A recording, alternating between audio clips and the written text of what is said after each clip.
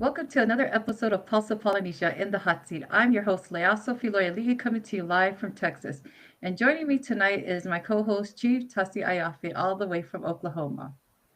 Tonight, we're sitting down with a true force in the world of football and leadership, a proud son of Pongo Pongo, American Samoa, whose journey has inspired athletes across the nation.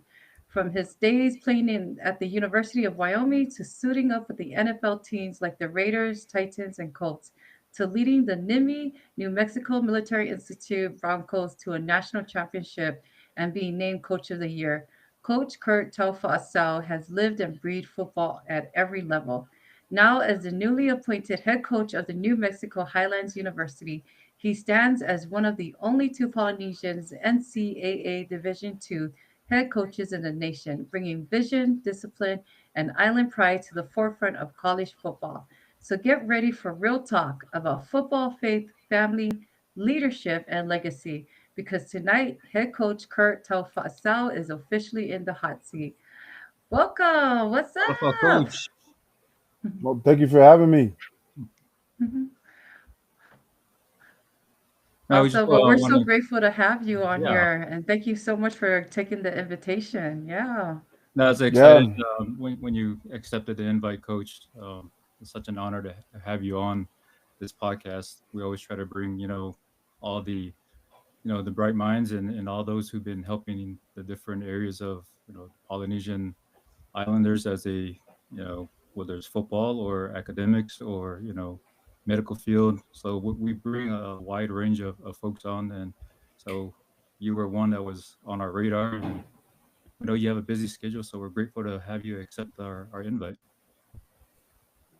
yeah. Like I said, I'm very honored to you know be invited onto you guys' podcast, and I'm excited to be on here to kind of share my journey and talk to you guys about how I got here, and kind of hopefully this episode will inspire younger generations that are looking to branch out from back home to across the world. So hopefully you can take away something from the night's episode. So Yeah. excited to be here.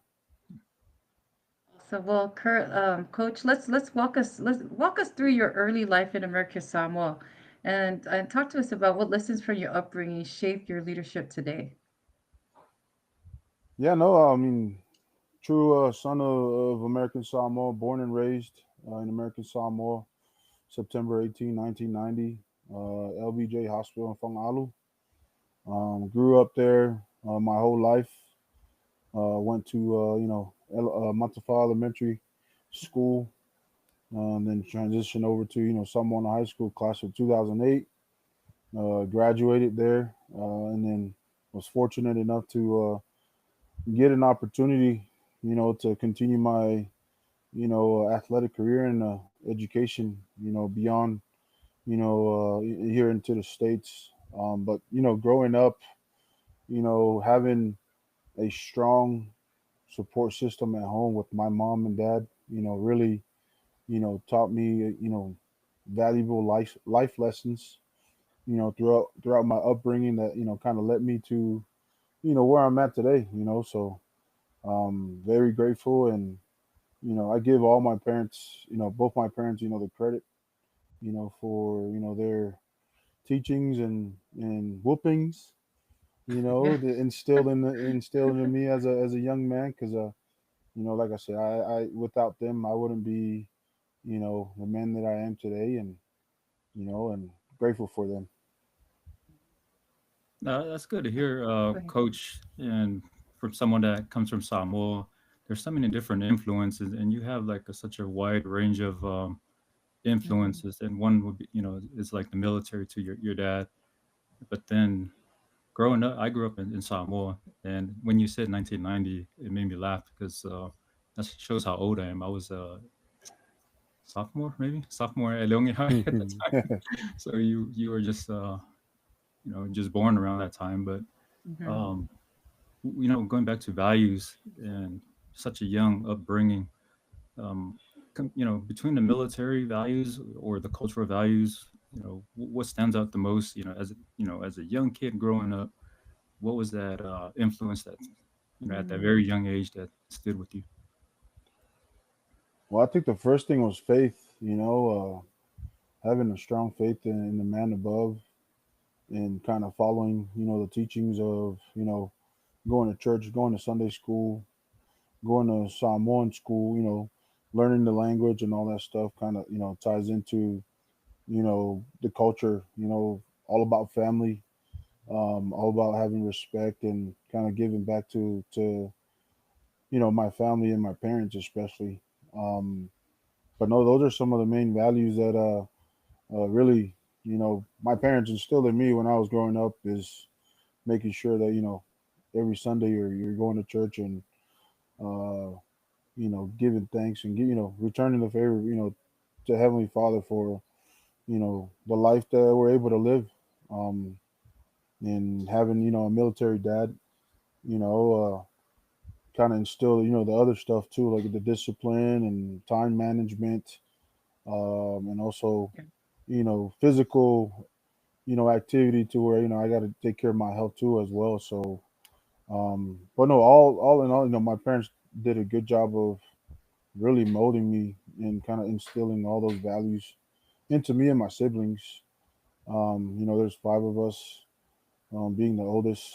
Um, my parents really taught me well and making sure that, I look out for, my brothers and sisters and also, them as well, as we continue to grow old. Mm. So, Kurt, I have to ask you about your upbringing. We had a talk last night during our test run, and you mentioned I was looking up your story, and you were once a baseball player. Hmm. So how did that change from baseball to football? Well, shoot, it changed a lot when I, didn't stop, gaining weight and kept growing. Mm, Um, I think I hit a growth spurt, once I got into high school. I was this little, chubby kid, about 5'8", 5'9", in elementary. Mom and dad put me in baseball. My whole, toddler life is, drop me off at, Lions Park, go to the Ben Soleta field, playing baseball, t-ball all the way up to minors and majors. So, but wow. got to high school, didn't stop growing, got big, gained a little weight, and saw my friends, that I was with, they were all, choosing football. So I was like, oh, let me just follow the crowd and kind of see where it leads. And yeah, I played freshman year defensive line and sophomore year defensive line, and then got moved over to offensive line my junior and senior year. Nice. Yeah, I want to go back to that, the little leagues. And I was watching another podcast. You mentioned something about like was Napa the team or the league? Yeah, it Oh, was a team. yeah.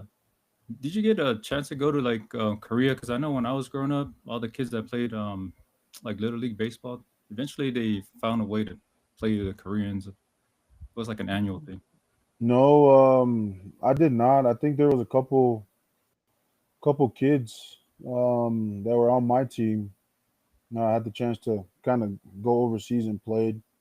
And I think at the time we didn't even know that we could do that. We just found out later when they came back and they talked about their experience.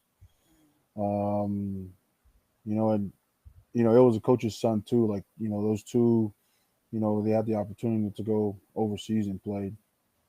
Yeah. Did you And guys have like a, because I left Samoa years ago, so it's been like probably 20 plus years since I've left. But during that time when you were Little League, did they not have like a football for, a Pop Warner type during your time? No, it was so there was just starting flag football. It was at the Okay. Fangalu Park, like all the mm, elementaries, seventh and eighth grade. Like you could only you'd be the only two grades to participate in that flag football league. But there was no little league like the AYF right now. No, there was nothing like that back then. They were just barely starting.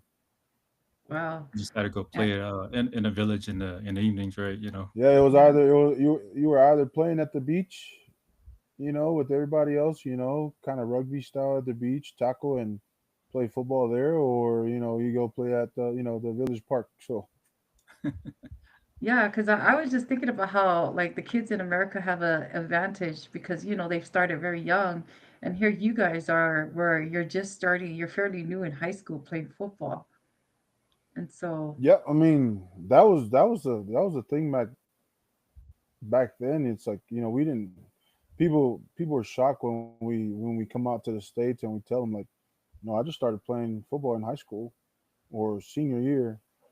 They're surprised that we're kind of good at football with that amount of time spent mhm, Right. you know knowing the game and trying to play. And I think our people fits well. All Polynesian people fits the game of football just because of our build and the toughness that we bring. Yeah, they yeah, enjoy the physicality of that Yeah, particular sport. Yeah, whether it's and not just, football. and not just not Yeah. just football too. It's probably like all sports. Yeah. yeah, We might not have the speed at times, but mhm. size and toughness and physicality. Yeah, I think we fit in well to every sport. Yeah, you're exactly right, and that was one of the things that like I didn't really play organized sports, back home, but then when I was in college, I ended up playing, on the like the league rugby team. I mean, the college rugby team, and just from the village. When we played rugby in the village, it was always about how you hit someone, or are you getting hit and sustaining that hit. And I knew how to tackle. I always knew how to bring big guys down. But then when I started practicing and learning the fundamentals, one of the things that coach told me was, "Man, you have a heart, and the way you're like, you know, how like we play, it's just like we play with such brutality." But then he said, "Your technique, is terrible. Like where your head is at, you're gonna break your neck." And I was just thinking, that's how I grew up. Everyone tackled that way. Sulu Marulu, just taking them down. But that's one of the things I enjoyed by coming to the states was learning a lot of techniques. So when you were at a young age, did you see that? Were they teaching fundamentals at a very young age? No, not really. It was just you know here you go. This is how you tackle, and that's how you get it done, and that's it. There's no like steps into how to tackle or how to throw or how to feel the ball in the infield. There's no like talk about like, the little mechanics that goes Mm, into perfecting you know you being on at bat on the plate or trying to seal somebody with your block. mm. So taking angles or things like that. It was just that's just how it was back then. It's just hey, here you go tackle him. If you take Mm. him down, good. If you didn't, then you'll get yelled at and come back and do it again. So, coach asked, thinking about how it was for high school when you were playing football, and you're looking at how the kids are playing right now, the difference. Would you be able to change a lot during your time in high school with the way football was handled? And what would it be? Yeah, I mean, first I probably have the proper equipment Mm. to Mm, protect us because there are times where it's like I felt like I shouldn't have these pads on or I had a cracked on the helmet, but you still you can still buckle your chin strap on and you can still go use it, and that's probably the first thing is making sure the safety of our you know student athletes, it's priority, and then teaching the more fundamental football because I think if yeah, we can build a strong foundation with the fundamentals, I mean whatever you teach after that, it's going to be like a second nature to wherever the athlete is. Just because we're so like enrooted in the sports, like we can pick it up, fast. Hmm. yeah, And I think the third thing is, coaching. I think coaching development, and not using old school schemes and all that stuff that we used back then. You know, I think it'll definitely improve the level of play. Mm, You Mm. know, and also the product that we put out on the field. I mean, you can go check right now, like Taufa High School. They won the championship 5 straight years. Why? right. Because they've invested in their student athletes. They got a booster club that buys into trying to get the best resources for the kids. And you also Mm, have alumni that came through that program that are giving back, Yeah. to Afuna High School. yeah. That's producing these NFL talent, Division 1, D2 kids that are coming out of Samoa right now. But no, I think those are the top three things that I would probably change is um, making sure the equipment that we're using is safe. Yeah. Second is teaching fundamental across the board, and also improving our game by having coaching development. Because there's always something new, or there's always something that you can get better at as a coach. If you feel like you know it all, and then Yeah. you're not getting better as a coach, and your team ain't gonna get better. It Yeah. has I changed, right, totally Coach? agree. You Go have ahead. seen the changes, right? They are getting better and like Yeah, Mhm. scheming and understanding. Yeah. yeah. No, I mean, go see Tafuna High School right now, Leone. I mean, those two schools have been in competing in the championship over the last 2 3 years. I think it's just a matter of time. Leone is going to, get over the hump of beating, Tafuna. But I wouldn't see that, if they don't continue to develop them, the players and also the coaches, improving the schemes and improving, Mhm. overall aspect of the student athlete. Yeah. Yeah, so let me pause real quick. Let's Yeah, see sure. some of these comments that came by. Okay. We got from Janet. Good evening, Postal Polynesia family and Coach Kurt Taufa asau. And Tau Vivi, Talofa, everyone. Yeah. Talofa Tufo. Thank you guys for joining us. So I know that it was really hard for you being well, I don't know. I can't say for you, but it must have been very challenging being the oldest and trying to set the pathway for your younger siblings, right? Um, and just talking with you last night, just going over our test run, just learning a lot of things about how big significant your mom was that Mm, played a big part in your life. And I see that there's a lot of kids that are out there that are probably don't have the parents that the mom and dad that you did. It's very supportive. So um can you tell us how it was your journey coming out of high school? you know like just like you, when I graduated from high school, I was one of those students as well who nobody called my name because I didn't do that well in high school. So just like you, I was embarrassed because my name wasn't called, right? So can you share with us how that felt and what it did to you as a young adult? Yeah, no. Obviously, graduation back home is big.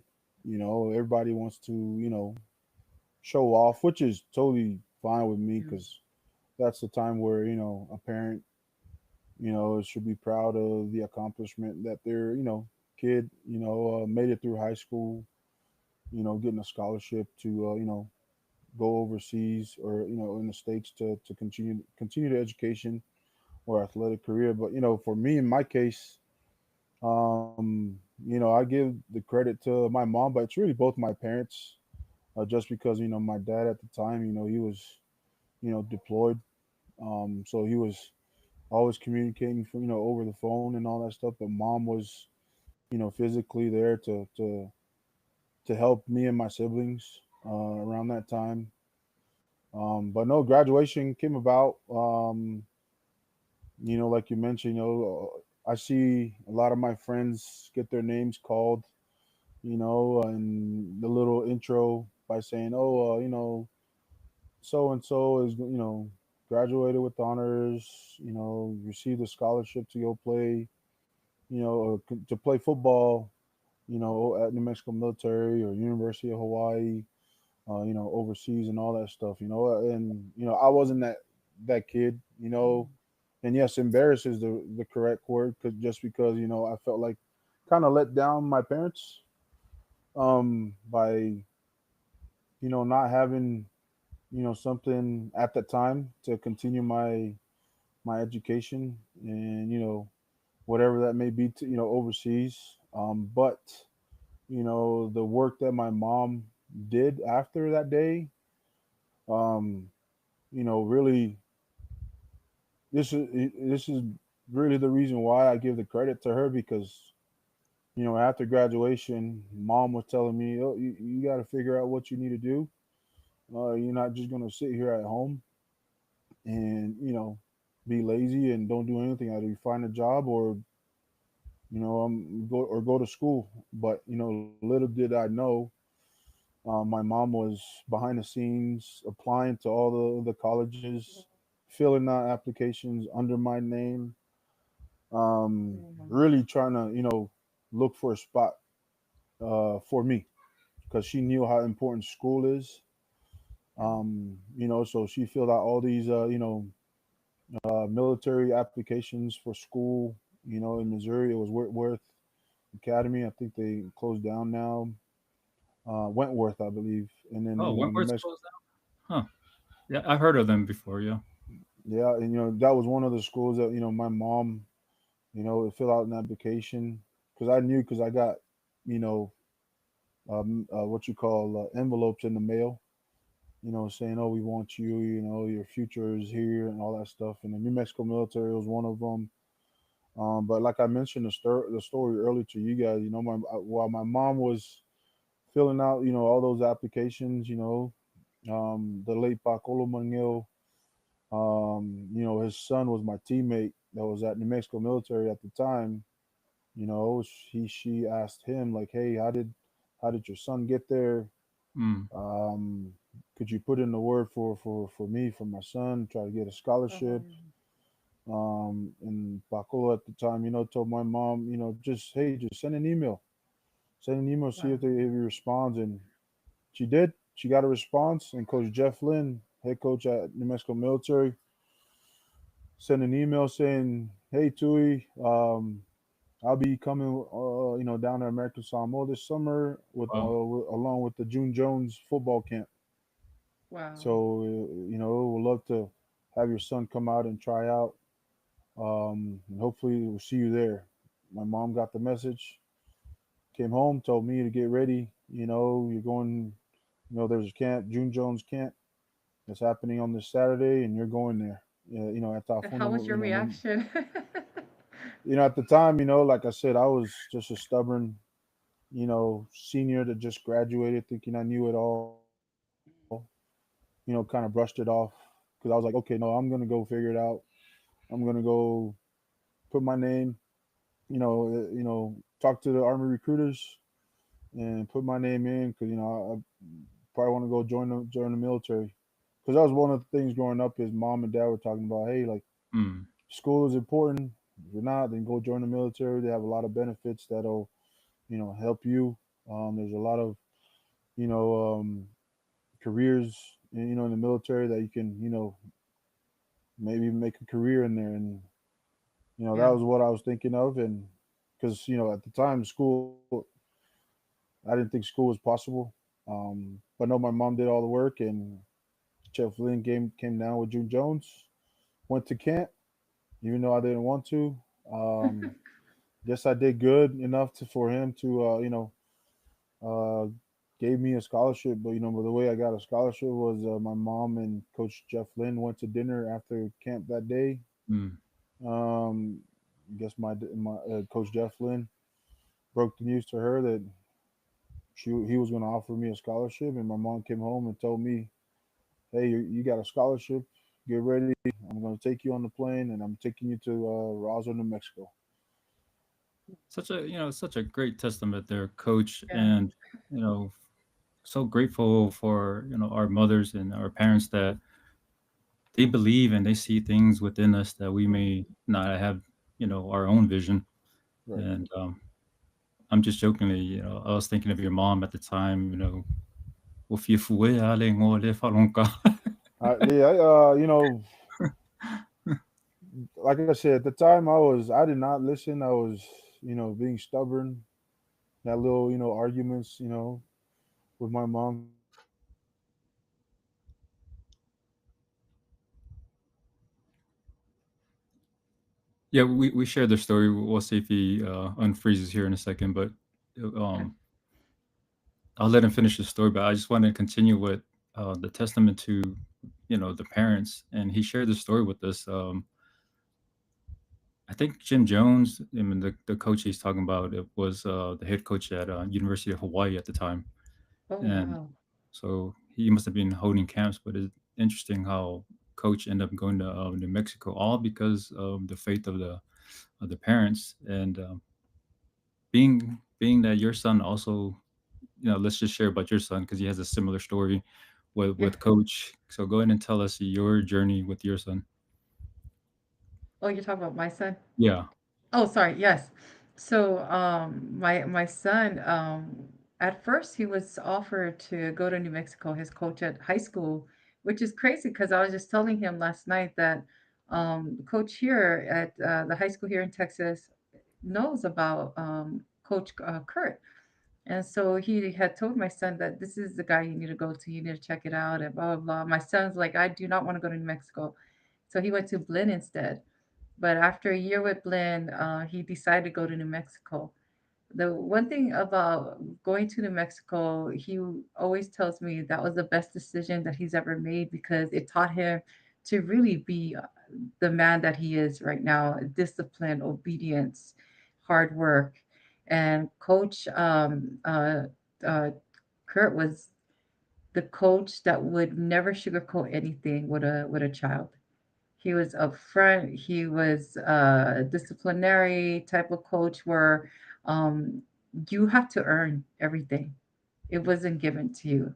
And he understood that this life that we live in, these young boys, just like what he talked about, where he was stubborn, he didn't, his mom knew what was best for him. He didn't understand that. And right. so he kind of played the same role with the kids in football that he had when he was at New Mexico. He did the same thing with those boys and taught them to where they didn't they weren't they weren't given things to them easily. It was all earned. And he again didn't sugarcoat. He was really a good coach, the best. Yeah, I think he said it, the honest truth. The truth is Yes, gonna hurt. So, yes. yeah, welcome back, coach. We were just kind of sharing Leaso's son's story, which is sort of similar. Okay, I think we lost him again. He must have a comms issue. Can you hear us, coach? yes. Sorry. Okay. Yeah, I we feel like I we're was filling talking. in and I we're felt I kind was of talking sharing to your story. myself for a little bit there.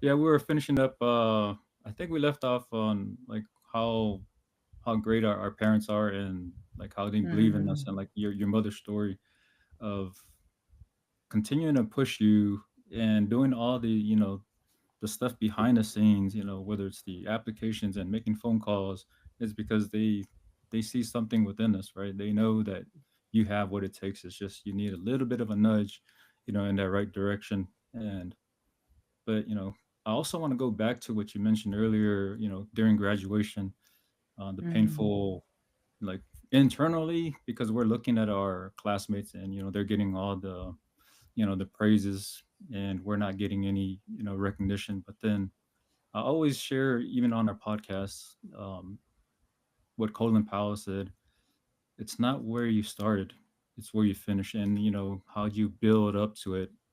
And then you look back towards the end of your careers, look at everyone on your classmates. Not saying that you know famolung or anything, but it just shows that you put in a lot of work to equalize it and eventually surpass others who had those opportunities. So don't want to deviate too much from our segment, but Lassa, what was our next transition?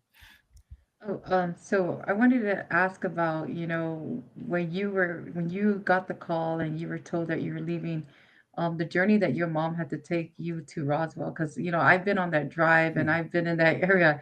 It's not easy. So, um, and I know when I had left to say goodbye to my parents, that was really hard. How was it for you? Because, and I say this because there's a lot of kids that leave to American Samoa, and not just American Samoa, other parts of different islands, right? Coming to a whole new different world is a culture shock. How was that for you? It was hard. I never left home. My whole upbringing. I did went to Utah and Georgia, 2004 and like 2006 to visit family. Mm. But as far as like leaving home and leaving the nest and just being on my own, like I was never that kid. I was just, born and raised, come Samoa, grow thinking that I was gonna, live and, just die on an island with, with my family and stuff. But when the opportunity came, my mom, you know, mind you, my dad was, he was getting ready to deploy. I think he was in Fort Hood at the time. Mm. So my mom had to ask my auntie to watch my siblings as she made that trip to come, drop me off. But we did flew from Hawaii to, Utah to up to my uncle. My, late Awinga Sulawai. We stayed there for a couple days and then um, made the trek down to Albuquerque. Got on the bus, drove 3 hours.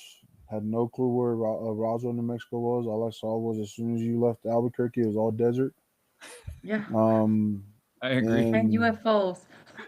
yeah, no, that was probably one of the things was Desolate.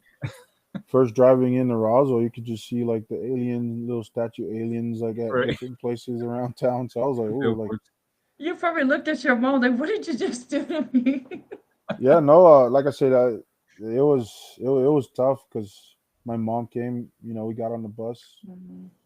pulled up to the school, um, unload stuff, went through matriculation, and yeah, my mom stayed at excuse me for a day, and then got back on the Greyhound bus and head to Albuquerque. And yeah, it was probably the hardest thing to do was being on my own and because I luckily I lived on campus. We couldn't leave campus. Everybody that attended New Mexico military stayed on campus, so Mm. everything that you need, was on campus. The cafeteria, a little cadet store that was on there, um, and yeah, if you needed a ride at Walmart, you could take the city bus that always comes by the school at the time. But no, as soon as my mom left, I had a hard time. I was, I don't tell people this story. I'll tell my kids. When I was at NMMI, recruiting them, I told them like, hey, like, yeah, I was homesick. I was homesick for 2 months, and I'm talking about homesick, homesick. At night, during the day, I'll act like everything is good, but at night, I cry like a baby. Yeah. Cry myself to sleep at times. You Yeah. know, second guessing myself. Wanting to go home. But ultimately, prayer got me through, Yeah. Amen to that. that time and really helped me kind of establish like my faith and realize my purpose at the time. Because my mom left the saying with me saying, "Hey, like remember why you're here. Like you're here for you to better your, kung fight o lumanga iya among yelo kung fainga ko ilak sa mo ba iya so song yo uso mo ko fa finge mo ba yo ma if that permits. So kept that in my mind the whole time, and it's kind of like my go-to when things get hard. Now I have a wife and kids, have a family. Kind of add them to my why. That's exactly right, coach. And I love that about our Samoan parents because my mom said something similar to that, and my dad. You know, folk wanganga, like even the hardest times, even when you're homesick, and like your story, it's as close as you can get to like basic training. It's almost like basic Mm-hmm. training. And you're right, it was the nights. And during the day, your mind is so busy, but then when Right. it's lights out, your mind is still racing, and you start to question yourself. But then with all that homesickness, that feeling, that parent advice comes back, you know, you're doing it for us. And regardless of all the challenges you're going through and second guessing, you're like, your mindset resets, and you're like, I'm doing it for the folks back home. And that's what I love about the Psalm 1 advice, because it sticks with us. And Yep. regardless of how old we get, or like even in our positions we are today, it can be 15, 20 years later, that still stays with us, right? And it's what motivates us to continue to push further and keep climbing that ladder. It's for the family back home. So, just to add to this, right? A lot of these kids coming up, they don't realize because when you had these boys coming up to you from Samoa, you already understand and know what they're going through. So, and that's the good thing about having a coach coming from the islands, that you're able to relate to them and talk to them. Because I know when my son was there, he would always say, "Mom, he's always talking Samoan to the guys that come straight from Samoa, and I don't know if these guys are crying like a baby in the room or what." I said, "Son, it's different. You don't understand." Like I understand because I was the same way when I went to Westminster College in Utah. So, as you were there, how did you manage to, you talked about faith and you talked about being able to have that to help you move through each day. NIMI is not an easy academics. It is hard because I see that with my son and I'm so grateful that I got to know and understand how it works in New Mexico. How were you able to get through all of that with football? Because it's not easy, especially kids coming from Samoa. Academic is not the same as it is in America. How did you Yeah, get through no, that? that's a good point right there. I mean, that's becoming a coach and coaching that New Mexico military. That was part of like our recruiting pitch to the kids is, hey, like, give you a heads up. You know, football and academics here. It's kind of like the Debbie Down version of West Point. Mm. With Yes, the yes, the yes, grueling schedule that you go through, like Reveille goes off at 5:45. Very yes, regimented, huh? Yeah, yeah, so 6 o'clock. You got to be dressed and ready out in formation because that's when they do morning formations for about 15 minutes, depending on the time of the semester. You guys might be out doing marching as a troop or as a squadron, and or the whole school. Or sometimes you'll just do formation. Usually when school starts, it's a little calm just because obviously they mm-hmm, prioritize academics there. But the weeks prior, it's like they call it the rat week. It's recruit at training week. That's when they. yes, It's kind of like I don't call, they say basic or boot camp, but it's similar to that. You wake up in the morning, go do PT. You mm-hmm, pop two. You square your corners and all that stuff. Mm. Teaching you the ways of the school and how it should be as a cadet. But no, like academics, football, especially if you're a student athlete there, academics and any athletics that you're involved with is super hard just because of your yeah, schedule. Because you got to balance, like your schedule is planned out from morning till taps at night. yeah, Like you you as a student athlete have to kind of balance your free time. Either you take a nap because you're tired, yeah, or stay up and go watch film, or go nap somewhere closer to that way you can get to your classes on time. mm-hmm, But no, yeah, the academics there, it's top notch. I think it's top five or top 10 in the mm-hmm, country in community colleges. And if you can go through there and graduate with a degree there, I mean, it's different compared to other community colleges across the country. What's unique about the military values, or the schedule that you live by. You learn at a very young age how to sleep standing. Because you can't fall asleep in your seat because you get in trouble. And then they said, get on your feet. And even when you're on your feet, you're so exhausted, you're asleep while you're standing. Yeah, no, it's like people are talking to you and you're just like zoning out, and Yeah. those little squints or closed eye times that you can get, it's helpful. It could go a long way too, especially at those military schools that are very demanding. Yeah. Hmm.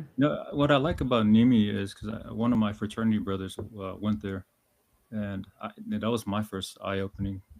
And he knew everything, like for what we do as military officers, like operations orders. So you guys get an introduction of the madness of the mindset Mm. in military planning and decision making. So that goes a long way, in life. So just to be introduced to that gives you a lot of appreciation of what the military folks do. Because a lot of folks just think, you go and bark orders, but man, it's It's a lot developed of there. planning. Yeah, it's about bringing all these high level plans, and then you take your segment, and then how do you take that and lead your troops? I can see how that still applies in coaching eventually. So yeah. No, it's very similar. I mean, it's very similar to that's why I kind of give credit to Nimi too, because that's still that in me when I was a squad leader, a platoon sergeant, became a platoon leader, and then an XO within the troop. Looking, being in charge of 15, 20, cadets there, Yeah. and then now being in charge of a program. I mean, it has its similarities. Hmm.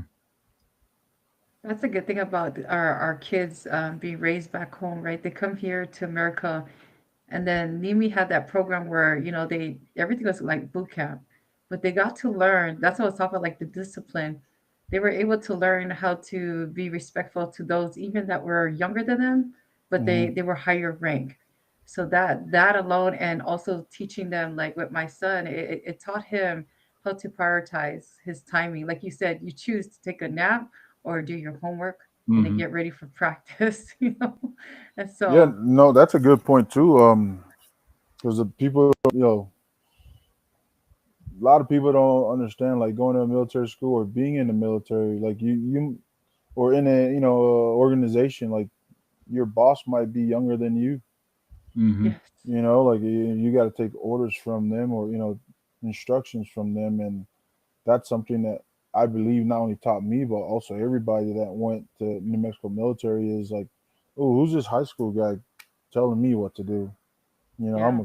I'm this college guy, and they're like, but know that that teaches a lot of discipline is actually choosing to control what you can control, your response to what's being because some people they'll get in your face just to get in your face to get a Right. response, but ultimately you are your own person and you control what you can control, even like your response to what's going on. So but no, yeah, New Mexico military for me taught me that.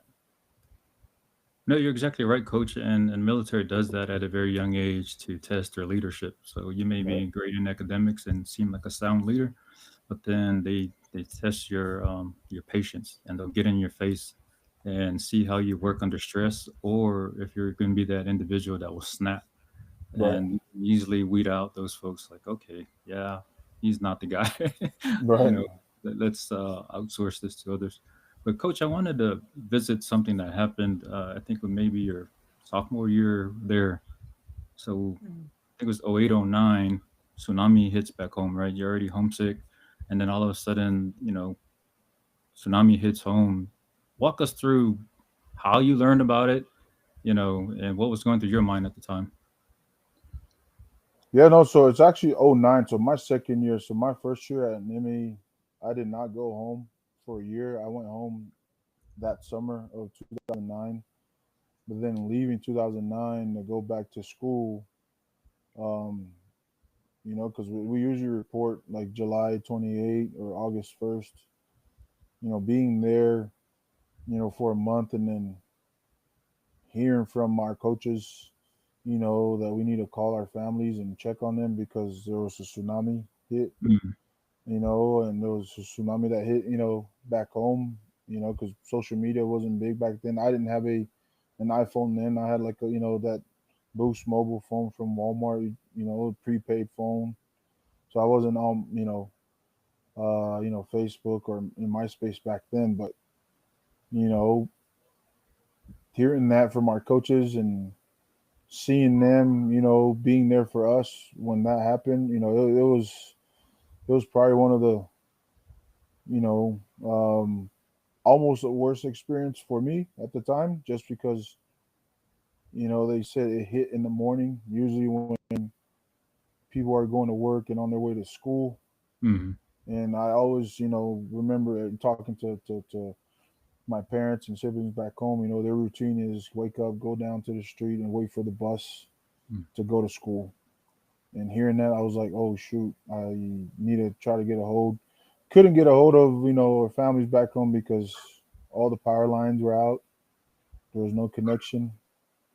If you had a cell phone at the time, you could kind of get through. And we finally got through later on that day in the evening, and slowly but surely, each of us, uh, you know, American Samoa kids that were there, we got kind of word from our families, and ultimately for me, my family was good. We live up in the hill, and they were kind of safe. It Hmm. was just my siblings were down in the street waiting for the bus. My dad saw what happened when the ocean kind of went out of the harbor, and went and got my siblings that were waiting down in the road, and brought them up to the Umu world, which was all the way up in the hill. So So your dad recognized the pattern, yeah, what most people won't recognize.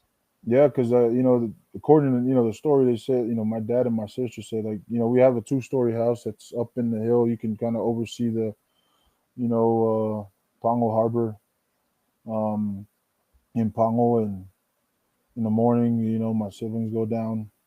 My dad would always stand on the balcony and kind of watch and make sure they get Mm. on the bus.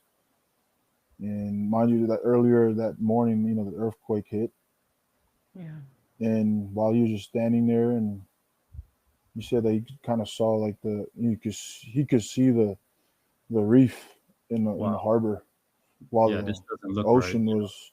ocean was retreating out to you know out from the harbor. And guess he figured, he was like, oh shoot, something's going on, and kind of ran down to grab my siblings and brought them up Man. back up, and kind of sound the alarm by our neighbors, because I have my uncles and my grandma and my aunts, like they live next to us.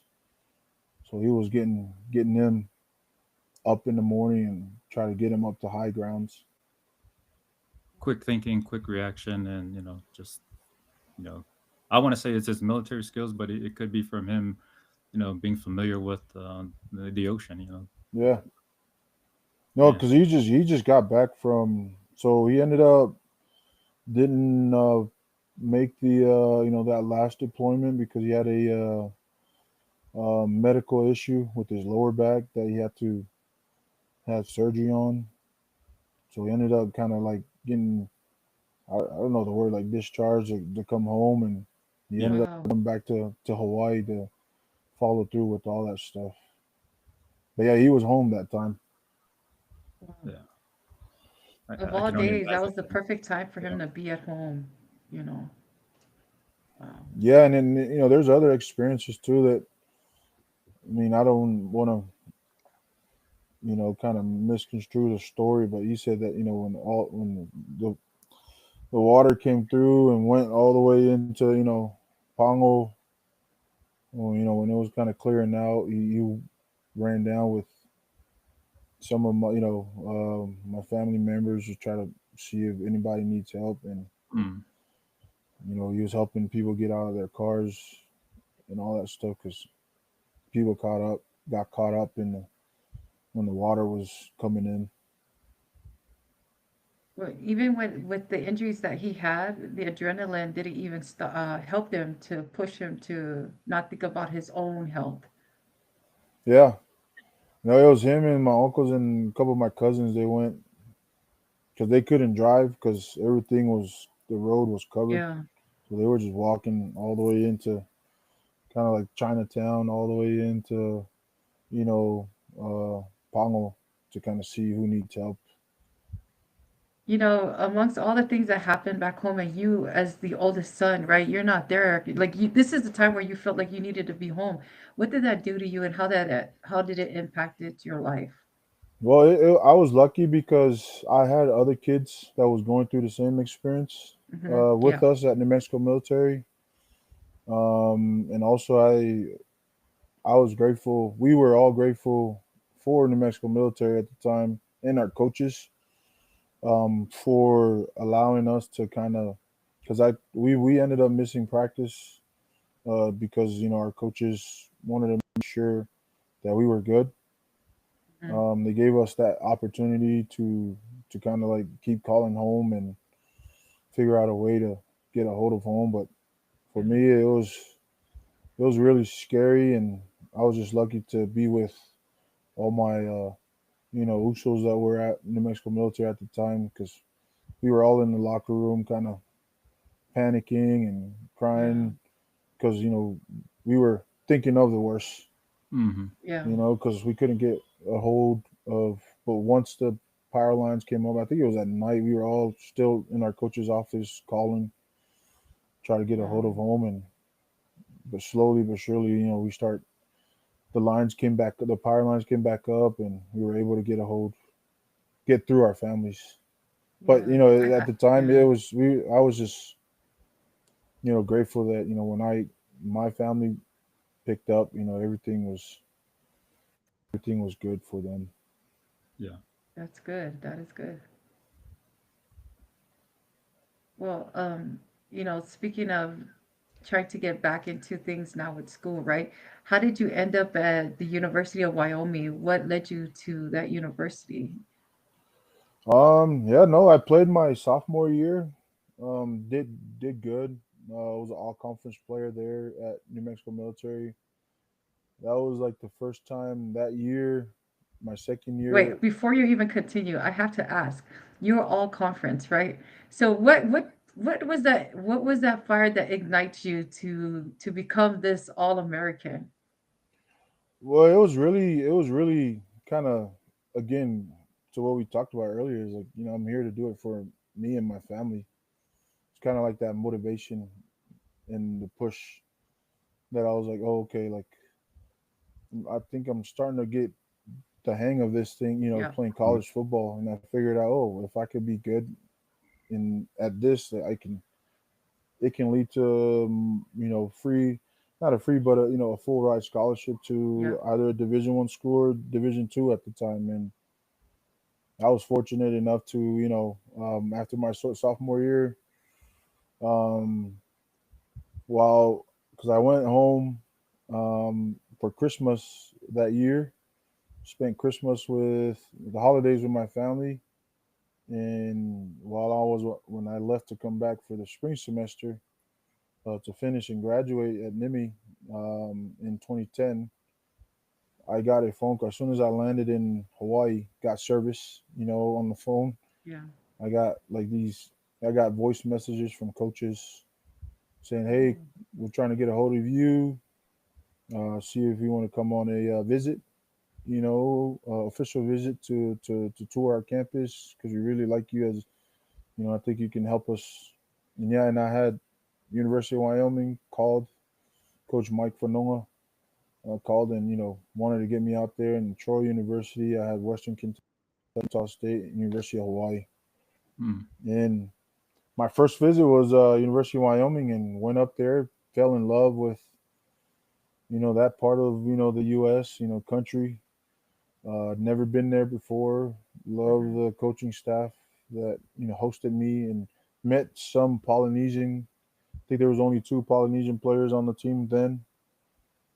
And then yeah, made my decision. Hey, I think this is a place for me, and gave my Wow. commitment. And came signing day, I signed with them.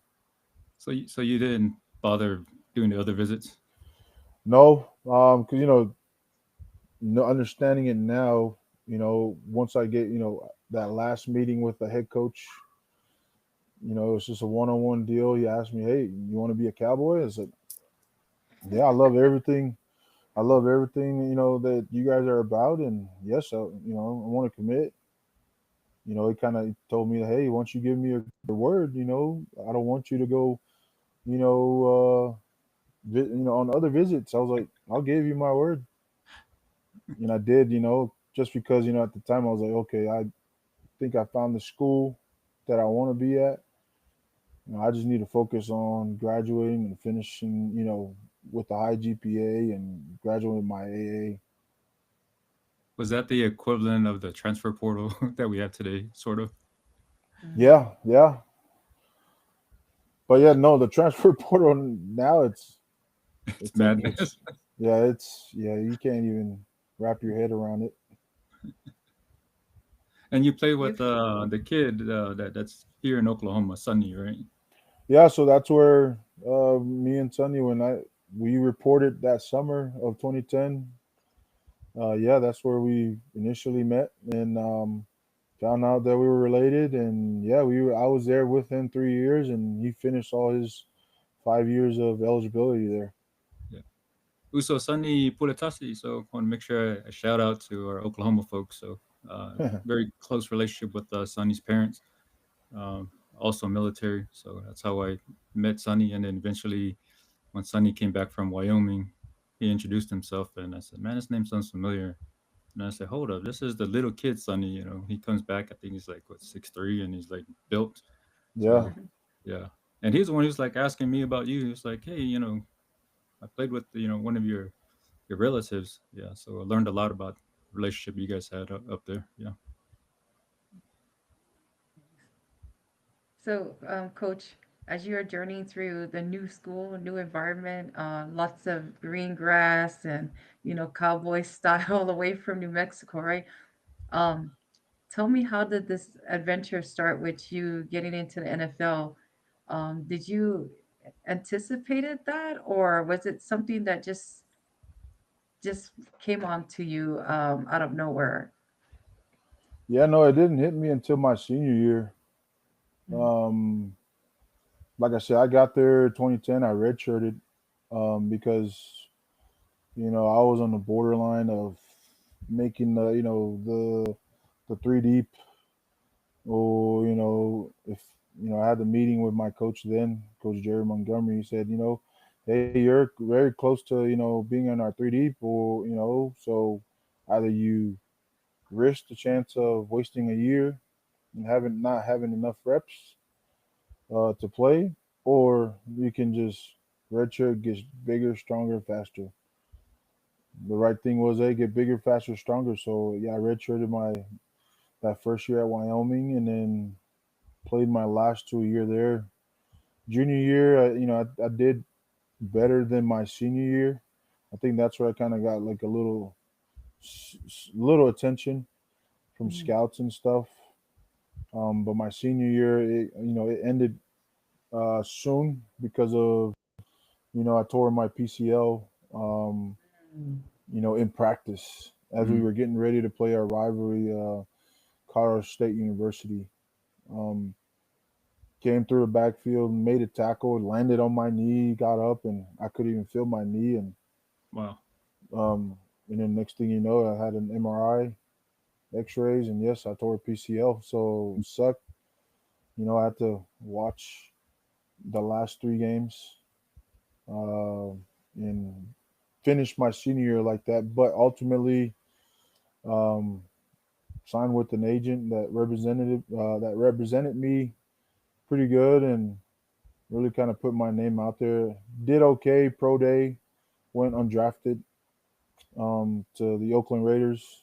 Um, I was with them, that 2013 through mini camp and all the OTAs, fall camp, and a little bit of the beginning of that season. Got cut to make room um, to for a quarterback. It was what I was told in the meeting, and yeah, floated around for a couple weeks, and then agent called me when I was playing basketball, saying, "Hey, you need to pack your stuff, get ready. Gonna be on the red eye to Nashville." Wow. And I did. Went caught an airplane, plane, red eye flight to Nashville. Got there, did my physical, did a little workout to actually see, I'm a guy they wanted to, keep around, and yeah, signed, to practice squad with the Tennessee Titans. Finished that season there with them, and in 2014, I was on and off with the Colts. And crazy story, my Colts uh, career was the first person I met was Andrew Luck. I walked in, he was getting taped, in a training room, and he was bigger than me. Well, he was taller than me, Really? and you wouldn't think that was Andrew Luck because he was not clean shaven. He was like this, sound like this nerdy guy got up and gave me a handshake and was saying welcome to the team. Coach, I was going to ask you. I know that people always say the game is much faster from the college to the NFL. Is there anything that you think you wish had it done differently at the college level that to better prepare you? Man, you are right about the speed because everybody in the NFL is good. That's one thing I realized super fast was no matter what level you played at in college, once you're in the NFL, like everybody's good. I went up against this. Me, like I played in the Mountain West, and there was this guy that came from an FCS school in Youngstown State, an offensive line, and we had our battles in camp and in practice, but figured out that hey, like no matter if you're good, you're good. They're gonna find you. Um, but yeah, the NFL, everybody's good at that level. But one thing I, would probably wanted to, work more on in college was probably my strength. Um, Really? yeah, I mean, probably my lower body strength, so I can Okay. be more explosive and quick. Okay. That was probably one thing. If I could go back, I'd work on that, and also understanding, leverage and like little mechanics that you can gain an advantage versus Mm. another professional athlete. Oh. It's the little details of the fundamentals that are very needed, right? That Yeah, that you kind of felt like you guys were lacking of. But I take it you took that little detail and used that with your own kids that you were coaching, right? yeah, and then that's the thing. Going back to what you were saying about having a coach that relates to the kids was when I was at NMMI, I could be the one saying that to the kids that I recruited from Samoa because I've been there, done it, Yeah. and it's just a matter of them wanting to take my advice or them finding out on their own because I Hmm. didn't have that. I didn't have that coming up. High school football, college football, Yeah. and in the NFL is I didn't have that coach that really was like a mentor to me. So, and Yeah. that's why I get into coaching is I wanted to give back. Yeah, yeah. Well, tell So us how it ended up that way because it's such a wonderful story how it came from NFL to you decided to help out and volunteer in coaching, right? yes, But before we even do that, it was when you got out of the NFL, you tell us about how walk us through how you decided to make the change of either doing nothing and then jumping into community work for volunteer. yeah, no. So when I got cut last, um, well, when I got cut first, it hurt, for me because I Yeah. felt like I wasn't good enough. But then getting those two phone calls and getting signing a futures contract, with the Colts, was like, kind of giving me that confidence. Hey, I can do it. But then, getting cut last was when reality starting to sink in for me. Um, it was that summer of 2015 or 2014. I was sorry, 2015.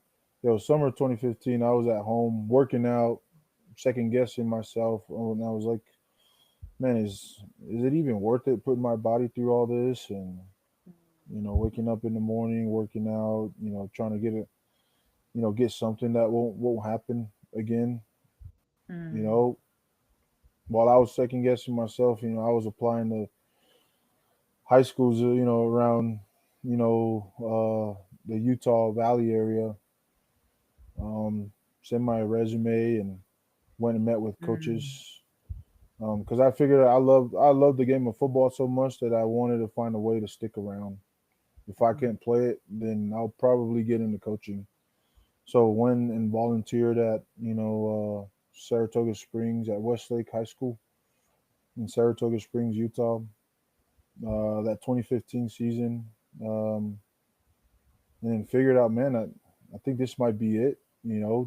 This might be my Mm. way to stick around the game and wanting to give back because I feel like I have a lot to share with kids like me, from back Yeah. home in all the Polynesian kids, around the country. And then yeah, volunteered after that 2015 season. Well, during that 2015 season, like Nimi and came up to play Snow College in Ephraim. I had a couple cousins that were on the Nimi team and a cousin that was on the Snow team. So I figured, told my wife, hey, let's go catch watch this game. We did, and kind of ran into my linebackers coach when I was playing at Nimi. He's a head coach at the time there in 2015 at Nimi, Coach Joe Fortuner, and really kind of revisited our relationship. And he asked me what I was doing, told him I was voluntary coaching and working part time at FedEx to stay busy. And then he was like, "Hey, I'll hit you up after the season," and he did. Reached out to me after their playoff run and asked me, "Hey, I have a position available. Would you want to come help me down here at Nimi coaching defensive line?"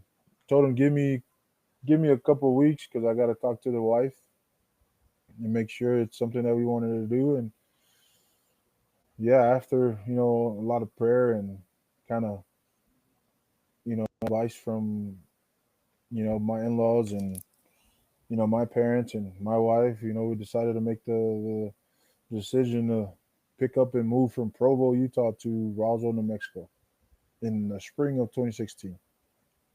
And Second round at Roswell. yeah, ever since then, I've been in Roswell from 2016 all up until last July, 2024. And I didn't even know you were. I wasn't following that closely, and I didn't even know you were down because I was down in Fort Bliss, 2018 to 2019. It's just a small world, not knowing where the family's at. But going back to your Raider days, I was telling you. Let me ask you first before I share this Raider story. As an NFL, do you have a favorite team in the NFL right now?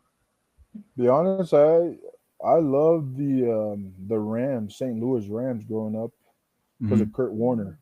Ah, I had this belief. I think my grandpa or my dad named me Kurt because of Kurt Warner. I see. Oh, wow. I watched them on the greatest show on turf when they were 2000s. They were pretty good with Marshall Faulk, Torrey Holt, Isaac Bruce, and all those guys. But now I'm a Raiders fan just because I got they gave me my opportunity to kind of live the NFL dream. So yeah, right now my favorite team in the NFL is the Raiders. Okay. So you see all my trash talk to the Raiders, so, excuse that. But I was telling you last night, the Raiders and Niners fans always talk trash, and I think I was going at it with one of my cousins about you know back and forth the Raiders and Niners, and then another family member had messaged me, and he showed me a picture of you, and he said, "How can you be bashing the Raiders when your family member plays for 'em?" And I didn't even know you were on the Raider squad, and I was like, okay, I need to stop because I'm probably pissing off my family because they're like, this guy's relentless with his Raiders bashing. It But you happens. It happens. Rams, That's just no. I understand the rival between in the Bay with the Oakland Raiders and the Niners. yeah, I like So the now story that that, you said oh, about go ahead. Go Fred ahead. Warner. So yeah, it's something that didn't. What was your dad's ties to the Rams? I mean, did you guys live out there for a little bit in the St. Louis area, or was he? No, no, they were just watching them through TV from back home. Hmm. So I have to ask, now that you journeyed into New Mexico, you went right back to the one college where it started it all, right? And so when did it become where you were the interim head coach? I And how was became that the feeling for you? man. That year was a an odd year uh, for Really? for everybody because I was a D line coach from. Well, I was the D line coach the whole time I was there.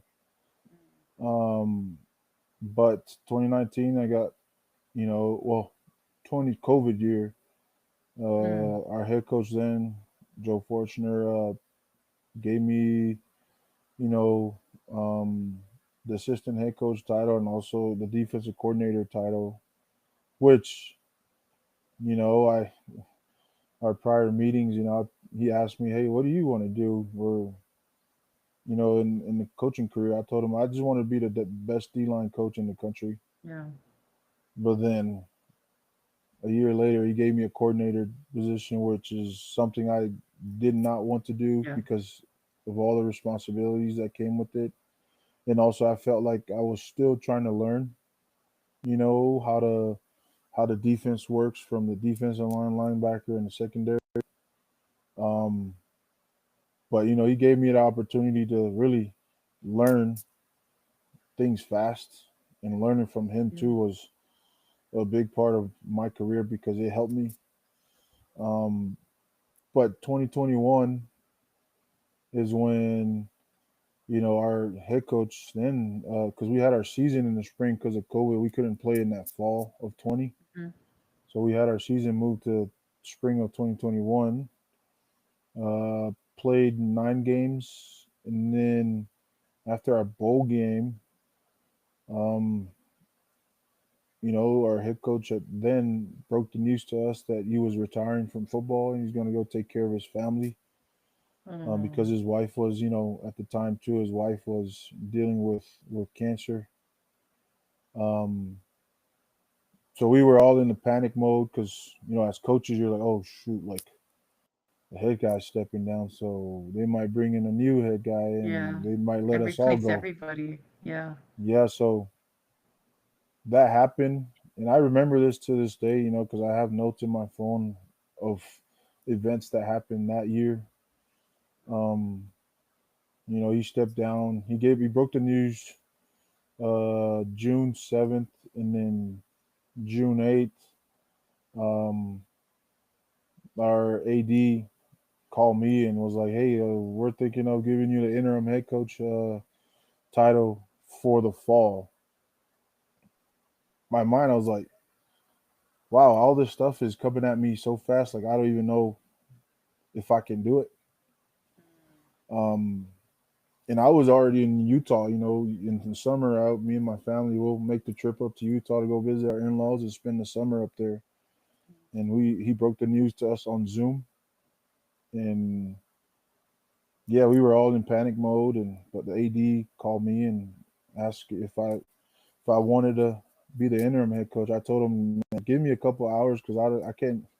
I got to make sure this is the right thing for me and my family." Yeah. Because it Um, comes with a lot of responsibility and time away from yeah, home. and mind you, like if you're interim and you don't do too good, you're gonna be Replace canned right away. anyways. Yeah, Yeah. and had a couple hours, broke the news to my wife, and we were all in shock. And me and my wife were like, "Yeah, let's do it," because we did. I accepted the interim uh, title because of the coaches at the time. I wanted to, reassure to them, we're staying together, and Yeah. also the kids that are coming back for the fall because we had a season in 2 months. Mm. from our spring season. While all that stuff happened, my wife had, this is the story that not many people know about. Like on our way back to Utah, my wife caught COVID. Oh wow. Yeah, and this was the scariest moment in my life because Didn't she not just have many. a baby at that time? Yeah, she gave birth to our son the year before in October. Our youngest, October 2nd.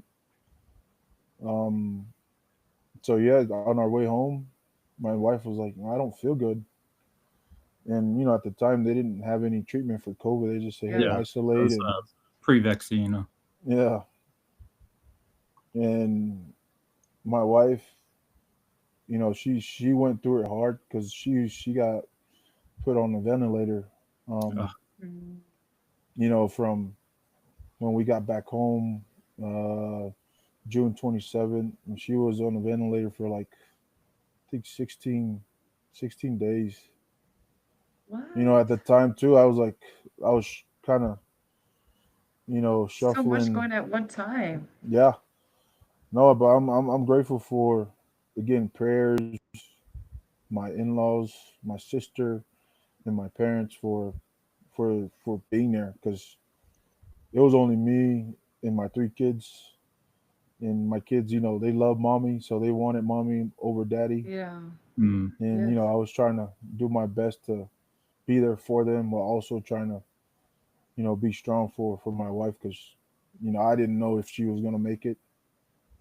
Because she was on the vent, she was sleepy for, you know, 16 days, and I kind of second guess, me being a That's coach all. because I was like, if Yeah. my wife couldn't make it, I have to take care of my kids. Um, but no, all that stuff happened. With the power of prayer and faith, my wife woke up and make kind of started her journey to try to get back on her feet. But ultimately, she got discharged from the hospital. Right up to report day for us at NMMI. So it was like July 23rd or 24th, I mean, something like that. That she came home, and our guys reported July 28th. And when that happened too, like it was a challenging year because you know back I don't know if you guys remember back then, if you had COVID, they'll do contact tracing, oh yeah, yeah. and kids back at the time they were like, oh, they'll figure out a way to try to get contact trace so they can skip out on practice or get little free Yeah. time, especially at a military school. They wanted to get out of stuff and all, but it was a challenging fall camp for us because my O-line coach too, his mom passed away from COVID. It was hard, so he had to miss some time for that. And then crazy thing is, my all of my staff. So I had five. There were five of us on my staff that fall, and three of them got COVID. So it was only me and my receivers coach running practice. And half of our team is in quarantine because of the contact tracing stuff. And then while trying to get ready for that year, you know, um, there was a lot of other challenges too that we faced. But man, going through that season as an interim head coach, and then getting the title removed from getting the interim title removed from my name.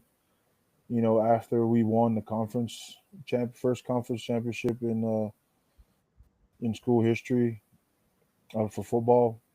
It was kind of like a little bit of weight lifted over my shoulders just because of everything that we went through. But then winning it all that year as a first year head coach was probably the cherry on the cake. Just because of, again, just looking back at that journey that year, it wasn't easy by any Mhm. means.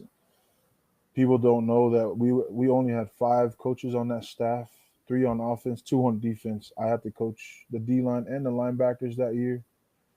with my DB coach. But somehow we made it all the way and won a national championship. So I'll Your take it. journey is such a roller coaster ride, Coach. You have highs and lows, Yeah. and now you're on a climb. And but I'm still imagining going back to what your mom was saying. And I think we always say on our podcast how important the Psalm 1 prayers are from our parents, because it's the power of prayer that, regardless of where we're at in life, our stumbles are still elevated out of that low, because of the power of our parents is prayer. So, who was your supporting cast? During these lows. Like whether family or close friends. To be honest, is when my wife woke up from being on a ventilator, it was her. Was the backbone to it all. Because she did it all with trying to recover from COVID and taking care of our kids. Because we had two young ones. Like we had a 6 month old, 8 month old baby, and then a 1 year old at the time. And then also um, our parents, they call, check in on us, and making sure that we were good. Also, my sister that came out to support me during that time because she flew out, took care of my kids while my wife was trying to get back on her feet, and while Mm. I was trying to start this new journey as an interim head football coach. But yeah, it was mainly those people, and also my coaching staff during that time because I couldn't do it without at work. I couldn't do it without my coaches. But behind the scenes, it was really my wife was the backbone to it all, and prayers and support from our parents, and help from my sister. Yeah, love the journey, Coach. And so now you're transitioning from Nimi to your current position. How did that go? Did you have to take any of your previous staff over to your new place? Yeah, it was. The crazy thing is too, like I wasn't even looking for to really leave Nimi because I was in a good position. I was looking to build a powerhouse there and make another one run to get another championship. But New Mexico Highlands came calling, and it was an opportunity that me and my wife looked at, and we couldn't turn it down just because it's a 4 year school. It's at a Division II level in the RMAC conference, and it's an opportunity for us to come here and really make a change and build a winning program. Because New Mexico Highlands, like I didn't take this position because it was a premier location for a coach to come to. I took it because I saw the opportunity to build something. Mm-hmm. Because Highlands, in the past, the history is not good as Yeah. far as like athletics. But I took it as an opportunity to come do something special. Like we did at New Mexico Military. Um, but I offered all the jobs to my staff at NIMI, but my O line coach was the only one that came with me.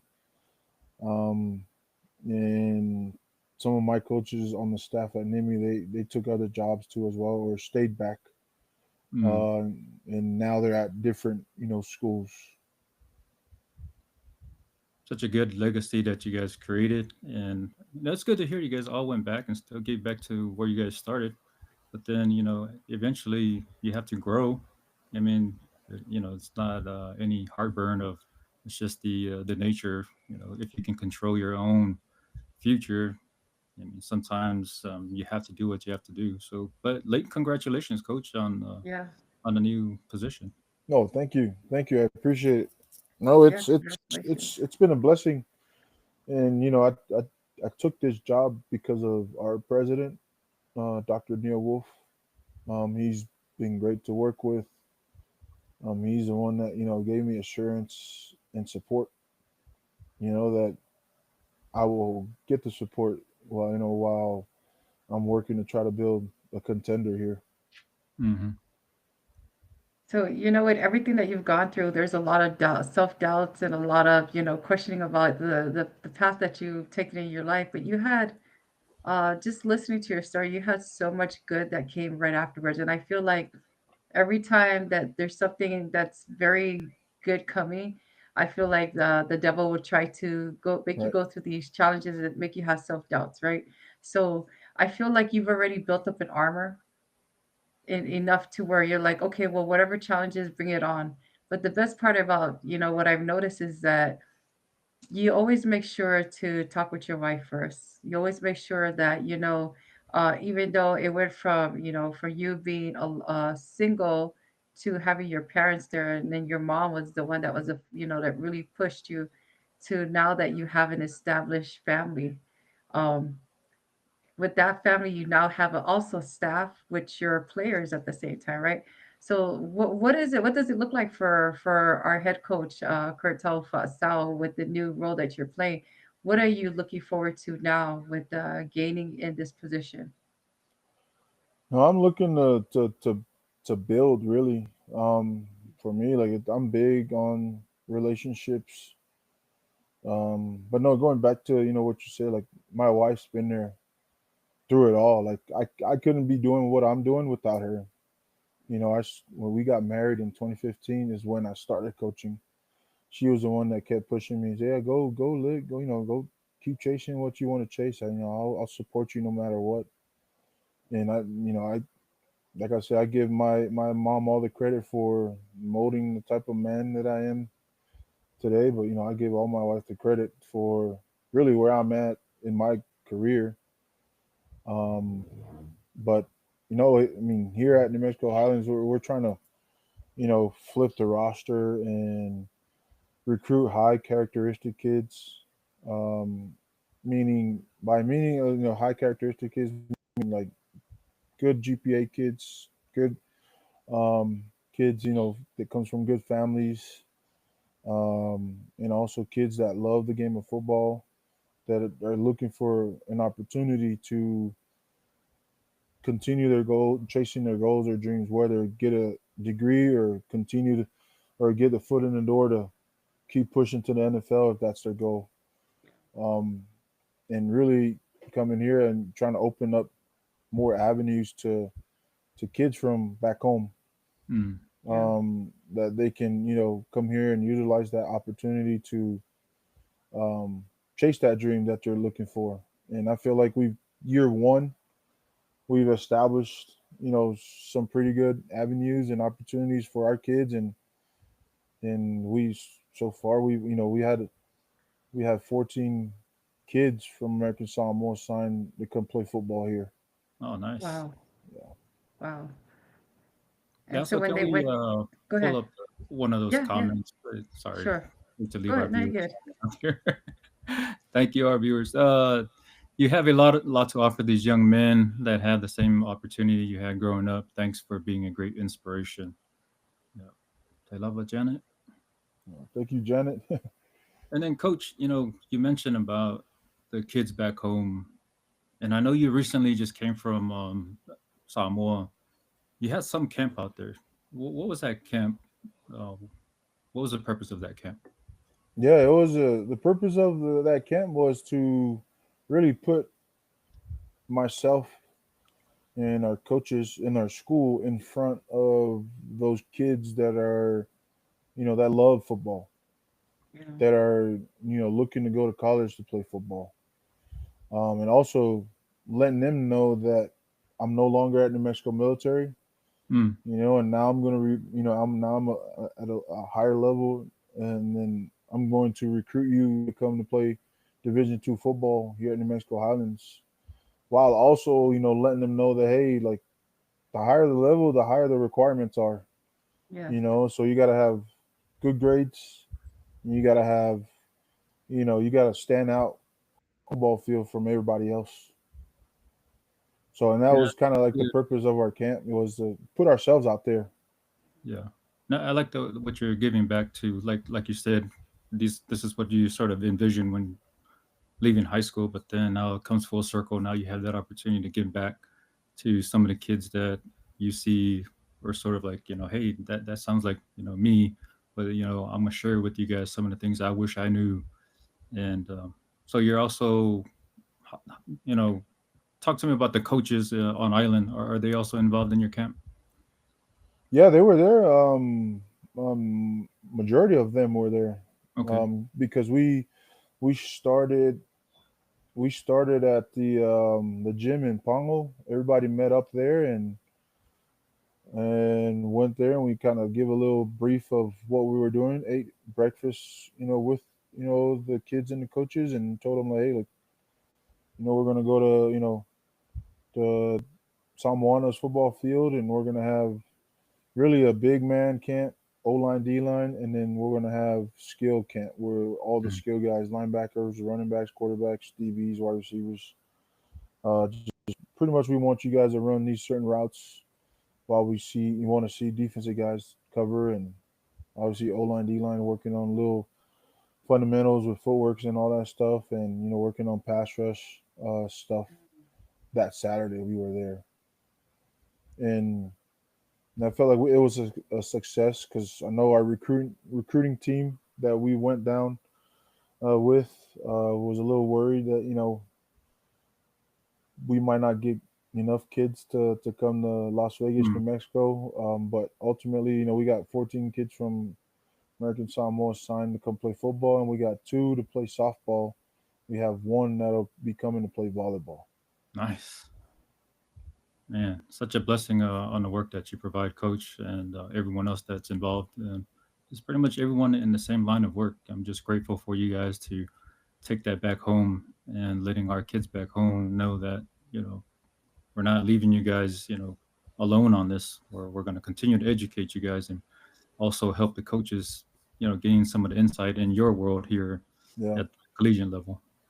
and Yeah. we ended up having um, that night too. We ended up having a coaches. It's like a little coaches meeting where we went there, and there was a good amount of coaches that were there that we had to watch film, talk about our schemes, they ask questions about certain techniques and all that stuff that we kind of shared what we were doing here with them as well. So now that all the information is out there for these coaches to understand that you're no longer at NMI, right? Um, all the other kids that we're looking at in different parts of the islands and around the world that wants to come to, how can they reach out to you? What is it that you're looking out for? Yeah, no, obviously social media is a big part. You can find me on X or Twitter, Coach Taufa asau. You can follow me on there. Send a message. I'll do my best to reply because I get quite a few messages every day, and sometimes it'll get lost in the shuffle. Or you can reach out to me, on our school website, athletic website, where I have my email address on there. You can shoot me an email, um, and send me all your information. Send me your highlights, the class you're in. Height and weight is important, and please don't lie on your height and weight. Don't say you're 6'3" while you're 5'10", because that's something that'll turn off a coach. Really, turn them a different direction and go recruit another kid. Um, yeah, I would give my cell, but I wouldn't want a ton of messages and calls. Right. But no, just reach out through social media and check out our athletic website. You can fill out a questionnaire. I have a link on my bio and Twitter. You can fill out a questionnaire there. Usually, we get me and my coaches will get all of that and send us an email. Or, if you really want to, come meet us in person. There's an Yeah. open invitation to come out and check out any of our games, whether it be here at home or on the road. You're more than welcome to come watch our games. We'll get you a tour of our facilities, meet the coaches and the players, and yeah, have you probably standing on the sideline or sitting in the stands to watch our games on Saturdays. And your schedule is released already, right, for this year? Yes, Okay. yes, Okay. it's on again our athletic website, and on our social media too as well. Mhm. Nice. What do you say to parents out there that wants to push their kids, but their kids don't want to do this? Is it something that's so important that they need to understand as parents? Yeah, no, I mean, I encourage the parents to, you know, keep finding avenues and ways to Mhm. get your kids exposure. Um, if a kid, wants to play football or wants to go play college football, wherever that is, Mhm. continue to get your kids exposure. I think going to that university's camp can help Yeah. because you'll meet the coaches and they'll see you in person. Don't pay for any recruiting services because Mm. they're Yes. scamming you. Yes. Because that's like a third party working, taking your money and saying that, oh, I know how to do it, but really they're all about the money. It's Mm. Yeah. easy to reach out. Just look up our website or our names on social media and just give us shoot us a message and or send us an email or call the number that's on our website because it'll lead to our secretary, in athletics, and they'll connect us to you guys. But keep encouraging your kids to try everything. Don't Yeah. stick to one thing. If football ain't it, like obviously academics. But also keep in mind too that everybody talks about their prime or their gap years where they can play. Like, don't wait until it's too late Yeah. because your body's is different at 21 years old and 27 or 28, Mm. Yeah. especially with the nature of the college athletics is nowadays. Because everybody's good and just please surround yourself with the right people that's going to give you the truth. Because a lot of people Yes. they follow what they want to hear. Yeah. Like people, I can just show up and sell you a dream, and I might get 10 people to buy into that. But really see through everything because there's a lot of people out there that are trying to take advantage of you and your kids. Yeah. Um, just make sure you ask the right people because those people, talking and surrounding yourself with the right people can really help you get to where you want your kid to go. Yeah. Yeah, I truly believe that because, we have to understand that these kids, when reality sets in, that the disappointment really gets to them. And it drains them and makes them want to quit, not just in what they thought they were going to be, but in everything in their life. So, I want to ask you a question. You mentioned this about your wife, having to, she's done so much for you, but I want to ask you, how are you able to balance with the demanding job that you have Mm. and also being a father and a husband to your family? Ooh, that's a tough question. Um, again, my wife would always like remind me like, hey, like take a break, like go, let's get out of town for a little bit just to get your mind off of work because seems like you work nonstop. Yeah. But no, how I balance it is knowing when to you know separate work from family time. Like for example, like right now, like we're leading up to where I get home late. Get up early and get home late, and probably won't see my kids and wife that much. Over the summer when we have free time. So, and also making sure when I do have free time that I spend it, and make fun memories with my kids and my wife. That knowing that when we leave or when we're done with that event, it's something that we're going to remember as we move into the season. Um, but yeah, it's just understanding that when it's time to go home, leave everything at work and go home to the wife and kids. But no, it's like I said, my wife is, I don't know how she does it, but she's pretty good at it. She just deals with a lot of stuff that she don't really have to deal with, but she chose to because she believes in me and wants me Yeah. to really be good at what we're trying to do. Mm. Yeah, I want to kind of extend the question to in a similar note. Do you feel you've satisfied, the parents' demands, not demands, but the expectation? You think they look at you now and I'm very pleased at at your accomplishments? My mom and dad, Yeah, I mean, I think so.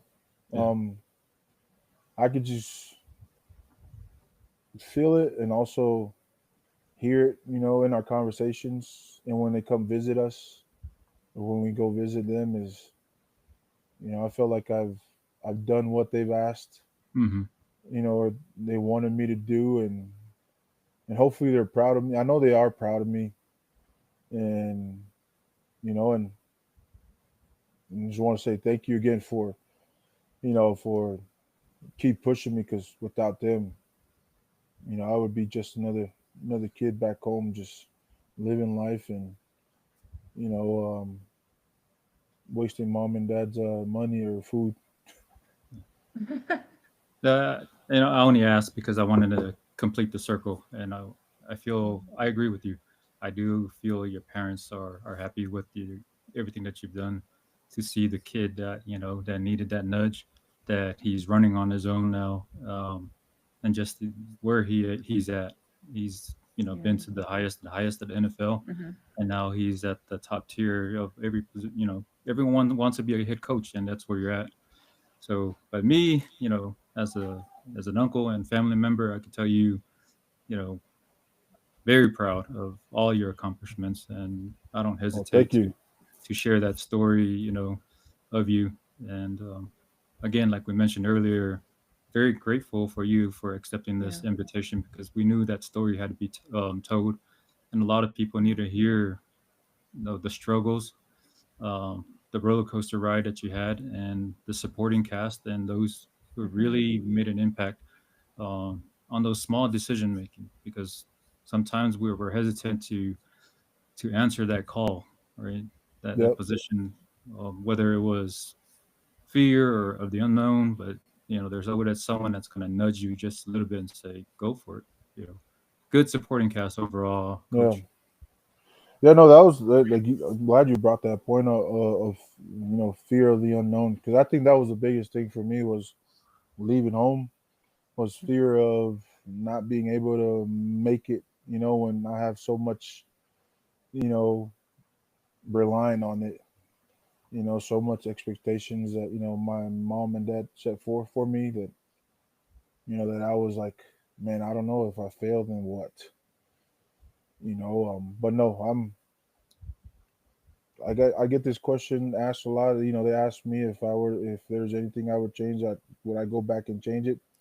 I told people no, Hmm. because I wouldn't be the person that I am today if it wasn't Yeah. for everything that happened in the past. So I Yeah. wouldn't change anything.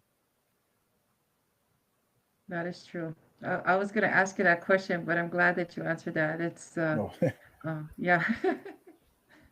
So quick question, because you mentioned about uh spending so much money for food, your parents, all that stuff, right?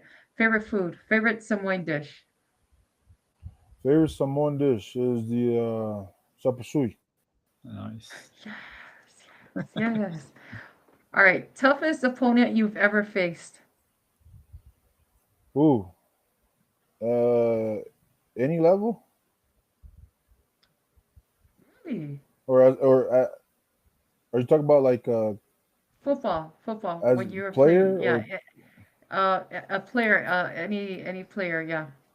High school, college, NFL. man? It was this kid. It was either this kid named Ricky that was at a we I went up against the junior college all stars, or it's the the long offensive lineman that was a guard for the Bears. I forgot his first name, but his last name is Long. He played at Oregon. Man, the guy was huge, has huge hands, and was really tough. Yeah, Tough as in his strength or his speed, or what was pretty it? much because he was a first rounder. I played up Oh, against him when in our preseason game, and me and him were both rookies at the time. Mm. And he ended up starting and went to a couple Pro Bowls and all that stuff. But that was him, left guard for the Bears at the time, 75, last name Long. okay. What was Favorite your Fiji preference, song? coach? Oh, sorry. Go ahead. Go Uh, ahead. I meant to ask this earlier when you switched positions from O line to D line. What was your natural fit? Was it D Mm. line? Man, to be honest, no, it was offensive line. That's the crazy thing is I got recruited to NMMI as an offensive tackle. Mm-hmm. After the first day of practice at NMMI, Coach Jeff walks up to me and was like, "Hey, tomorrow go turn in that red jersey, or go turn in a white jersey and get a red jersey. You'll be playing D line from now on." Oh, wow. So I did, and but here's something I would, if I would go back and change, was in the NFL. Like if I had the chance to go back and play O line, I would go. I see. I would try it before finishing. Interesting. Yeah. And So that's with all controlled by the coaches, Yeah. which is so what it, you're we doing now. oh, sorry.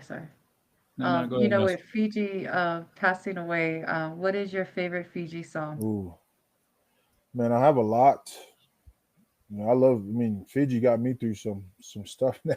Mm, Like that was like it was always island reggae going through college pregame. But no, I the Fiji song I like. My top two is Joanna and Anything You Want. mm. Yeah, nice. Yeah. I'm not gonna ask about Joanna, but that is a catchy song too, yeah. Yeah, I just So like the beat and kind of, yeah. I mean, I just like it. yeah, I just how it like Fiji flows, right? overall. Yeah. Yeah, yeah. Okay, so there's a lot of boys who dream of going to the NFL, right? So what's your word of advice to any young Polynesian athlete chasing a dream? Man, take it serious.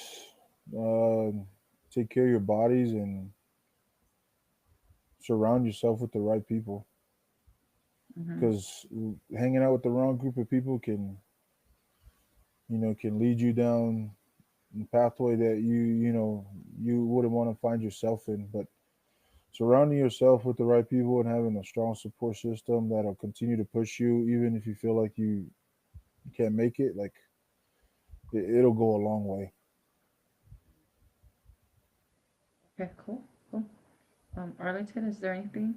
No, to his point, there's a favorite saying we always hear from our parents, especially when they're sending us off for a long period of time, or this is when they know that you're going to be gone, you've reached adulthood, and likely going to go start your own family and not return. But the word is always, um, okay, luka inga kamiki. Yeah, And but it's all Leah Kala. And I think that's where I get it from, is that like not believing it when the parents said it at first, but then mhm, going through it and actually having good friends that care about you, like that solidifies that saying. mhm. Yeah, it is so true. And what stuck to me, like what my mom said, is kind of like what your mom mentioned to you before you left was, um, my mom went a little bit further, which was kind of interesting. But she always said, stay away from those Samoan kids in the military because they're pretty bad. And then I joined the military, and what's funny about it was I became the bad person that you didn't want your Hey, kids to be around. So there's you go through those phases, like a little bit of phases right there, like kind of experience some stuff and then kind of get back on track. Be okay, I got to stop doing that. right. Kurt, do you have two boys? Is it two boys or one girl, one Yes, boy? I have three kids. My oldest is a boy, King. My daughter is in the middle. It's Lorray, and then my youngest is Zion. So, 5 years from now, or maybe 10 years from now, they come across this video and they're looking at the video right now. What would you say to your kids? Be better than daddy. Mm. Learn from my mistakes, or and be better than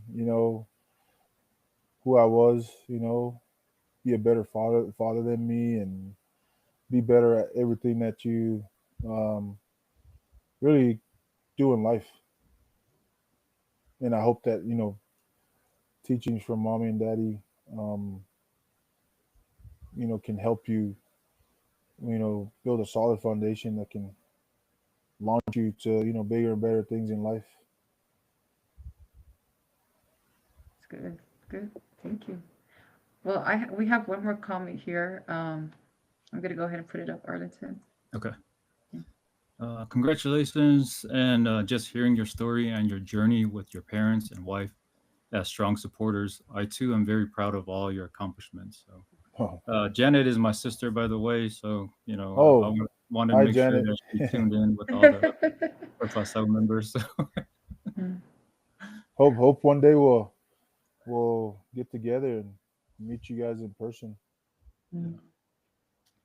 Well, I that's all I have for tonight. I'm very grateful to have you on here. Arlington, I don't know if there's anything that you would like to say or no, just again, thanks to Coach for accepting the invite and for sharing your story. There's a lot of maybe topics that a lot of folks don't want to share yeah, about their background, but we thank you for willing to share that with us and for our viewers. But then I think it makes an impact to our Samoan kids to understand you also, been through what they're likely going to go through once they come from Samoa. And just to hear from someone that came from Samoana and also had those doubts, you know, a lot of these questions are going through their young minds as they're going to make their own journey. So thank you for sharing a lot of those intimate details. I know it's going to be valuable to the young ones because it makes sense more to them to follow your footsteps. And once they get out to the real world, and if they ever end up in under your leadership or any other coach, I know they'll take that to heart and take it as very serious. So also thanks to our viewers for chiming in.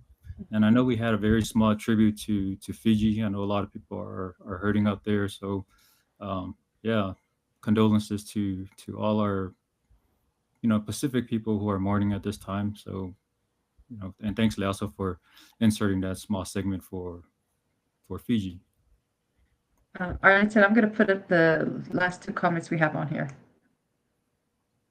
Okay. Thank you, Coach, for paving a path. And is there a continuation to that one? Watsapalo Yeah. pulo yatsu. Okay. He's tipping his hat over, in recognition. Yeah. Hi, Kurt. God bless you all. And I think the Okay. last one was that Moni. Uh, I think that's his signature line, right, Moni? Yes. If it is, yeah. Thank you, brother Moni. You're, such a great supporter of the podcast. Coach, is there anything you would like to say to our viewers out there? One more last thing. No, well, first off, I just want to say thank you again to you guys and Uncle for reaching out. Um, when I saw the message, I was like, oh, I mean, it's an honor to get on and share my story and Yeah. kind of get to know you guys through as we do this episode or the podcast. No, I mean, it's an honor to get on here and share my side of my journey. Hopefully, it'll inspire somebody, especially our young generations that are looking to kind of walk the footsteps that I did, and Mm, hopefully, you know, um, they do it better than I did. Um, but no, I mean, and also I just want everybody to know out there, all the viewers, like, use me as a resource, please. Like, like I mentioned earlier, there's a lot of people out here that kind of want to take advantage of, especially our people back home, because they know that we don't know any better because we're kind of isolated from what's really going on out here, what's really happening. But use myself as a resource along with other Polynesian coaches that care for our Polynesian kids. Because one thing I would hate to see is a parent, sending their kid somewhere that ended up them being screwed. So Mm. even though if you're not attending my, playing under me or young, please reach out. I mean, I'll be happy to give you some advice or kind of direct you to where you want to go and share some information that I know that can help you at the college level because the landscape of college athletics is changing every day as we Mm. proceed. I would be happy to share some of my thoughts and kind of recommendations to you all parents and student athletes that are out there. So, and also again, I coach at New Mexico Highlands University. You guys are always welcome to come out and check out small town Las Vegas, New Mexico. It's pretty up here. We're in the mountains, a lot of green. You get a lot of snow in the winter. It's cool right now, and I have some Polynesian kids from Samoa that are here with their parents that are dropping them off for school because we report Monday. So, but no, that's it. Grateful for the opportunity to share my story, and if there's anything I could do to help promote or whatever, please just shoot me a message. Thank you. Arlington, I have one more comment. Okay, from Roger Moore. Roger Moore sounds like that one actor from the 80s. Roger Moore. Malo soy fu male langima from New Zealand. Heaps of Philly Mailata supporters over here. Thank you for sharing. Okay. So, Mailata, like, is that the Eagles? The Eagles? Jordan Mailata? yeah. Oh yeah, yeah. All right. Well, thank you so much again, Coach. We really appreciate you being on our platform to share the journey. After this, we're going to start cutting and making those videos so that everyone's aware and informed about, where you're currently at right now. And very importantly, like all the parents, because I know a lot of parents and kids don't understand how the program works. You don't just leave high school and just go wherever. There's footwork that comes with Right. that, and that comes with the knowledge of how it works and getting the right people in the network to be connected. So we'll make sure to get that taken care of for you after this. And again, to all our viewers, thank you so much for tuning in. We really appreciate you all. Just get ready for next week. We'll have those videos ready for you guys to share and let your people know as well. And this doesn't just hit Samoa, but this is all of for all the other islands that's out there, Tonga, Fiji, because we did have a comment before where a Fijian was asking about for his child, and so Mm. this is for all of you out there that needs more information. Coach Kurt Taufa asau is available. He has his information with his college, and you can look out and reach out to him. And we'll make sure to put that in the videos that we'll cut for you, so that everyone can have that information. And other than that, that's all I have for tonight. And to everybody, to God be all the glory. You have a good Sunday. Arlington, is there anything? Sorry, I know I turned that to you. No, no, you're good, Lasso. And sorry, apologies, Lasso. Didn't include you last time. So also thank you, Oh, no, Lasso, you're good. for the podcast that you put on. And Coach, one last thing, best wishes for you in the upcoming season. Yeah. Thank you. Yeah, yeah. Good luck for the season. And again, congratulations. And to everyone, have a good night. Good night, everyone. Good Good night. night. Thank you again. Night.